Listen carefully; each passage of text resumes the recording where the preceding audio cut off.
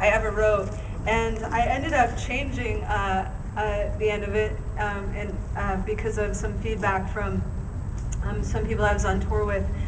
We actually came through here with a group called Salt Lines. I was touring with Denise Jolly and Sonia Renee and Tara Hardy, and we did a performance here a few years ago. I'll tell you about the edits at the end. But I used to teach in a preschool kindergarten, and this poem came from that experience. "Are you a boy or a girl?" he asks, staring up in the all 3 feet of his pudding-faced grandeur, and I say, "Dylan, you've been in this class for 3 years and you still don't know if I'm a boy or a girl?" Well then at this point, I really don't think it matters, do you? No. Can I have a push on the swing? And this happens every day. It's a tidal wave of kindergarten curiosity rushing straight for the rocks of me, whatever I am.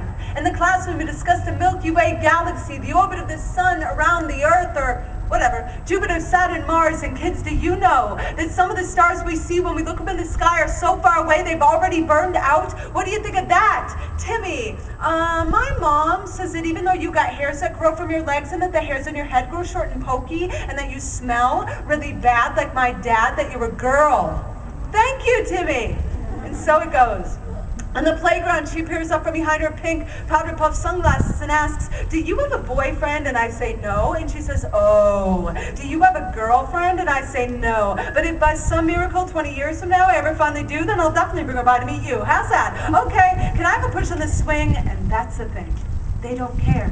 They don't care. Us, on the other hand. My father sitting across the table at Christmas dinner, gritting his teeth over his still full plate, his appetite ripped away by the intrusion of my haircut. "What were you thinking? You used to be such a pretty girl. College boys drunk and screaming, leaning out the window of their daddy's SUVs. Hey, are you a faggot or a dyke?" And I wonder what would happen if I met up with them in the middle of the night. Then, of course, there's always a somehow not quite bright enough fluorescent light of the public restroom. Sir, do you realize this is a ladies' room?" "Yes, ma'am, I do. It's just I didn't feel comfortable sticking this tampon up my penis in the men's room." But the best are always the parents at the market.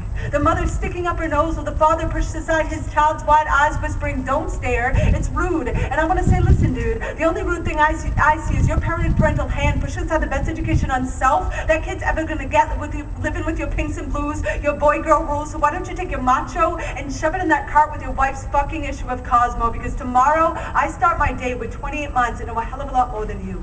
And if I show up in a pink frilly dress, those kids won't love me any more or less. "Hey, are you a boy or a..." "Oh, never mind. Can I have a push on the swing?" And someday, y'all, when we grow up, it's all going to be that simple.